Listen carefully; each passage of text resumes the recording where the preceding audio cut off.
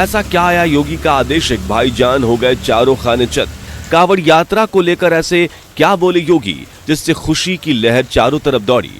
आया है योगी का डायरेक्ट ऑर्डर, जो भी यात्रा का रास्ता रोके तो तैयार रखो बुलडोजर। इस बार योगी के राज में रहेगी ऐसी व्यवस्था कि कांवड़ यात्रा के समय पश्चिम यूपी बन जाएगा शिमला। जी हाँ दोस्तों, यूपी के मुख्यमंत्री योगी आदित्यनाथ ने कांवड़ यात्रा को लेकर कुछ ऐसे ही ऑर्डर जारी किए हैं जिससे हल्ला हुड़दुंग भी नहीं होगा और भक्त सुविधाओं के साथ बड़ी ही आसानी से अपनी यात्रा पूरी कर सकेंगे।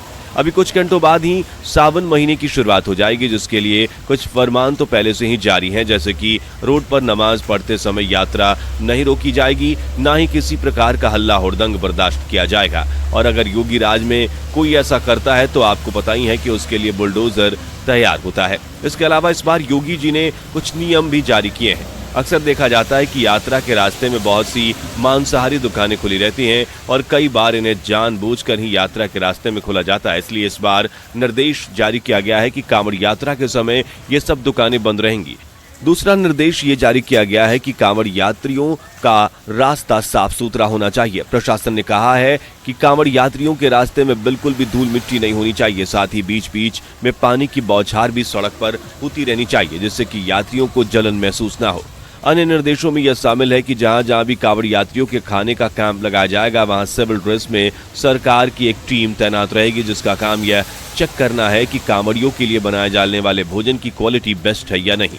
इन सब आदेशों को यूं तो हर हफ्ते पूरा किया जाएगा, लेकिन सोमवार के दिन इन सब पर विशेष ध्यान देना जरूरी होगा। इस सोशल मीडिया के जमाने में अगर कोई व्यक्ति तनावपूर्ण बयान जारी करता है तो उस पर भी कोई रहम नहीं किया जाएगा। साथ ही कांवड़ यात्रा के आयोजकों से भी ये कहा गया है कि वो सभी कांवड़ यात्रियों से एक शपथ पत्र दायर कराएं, जिसमें कि शांति और सौहार्दपूर्ण तरीके से यात्रा के कार्यक्रम को पूरा करने के बारे में लिखा होगा। इन सब निर्देशों को पूरा करने के लिए सभी अधिकारियों की छुट्टी तक रद्द कर दी गई है।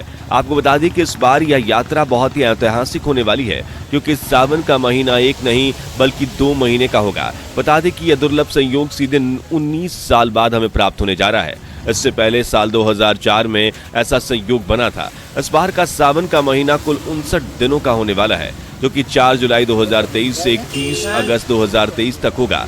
इसमें आपको नागपंचमी, रक्षाबंधन, शिव चतुर्दशी व्रत भी मिलेंगे।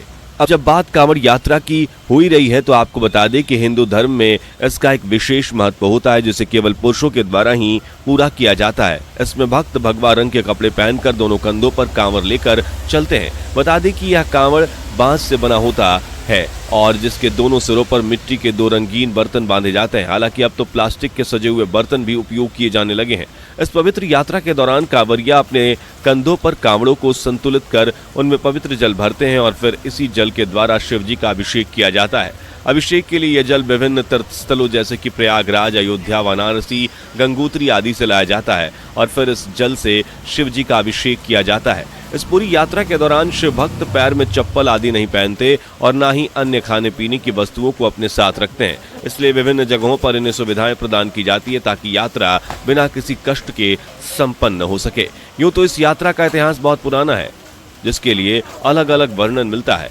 एक वर्णन के अनुसार देवताओं और राक्षसों के बीच अमृत प्राप्ति के लिए जब समुद्र मंथन चल रहा था, तब उसमें से 14 रत्न निकले थे, जिसमें लोगों के दुखों को हरने वाली कामधेनु गाय, हमारे यश तथा सम्मान को बढ़ाने वाला उच्चेश्वरवा घोड़ा,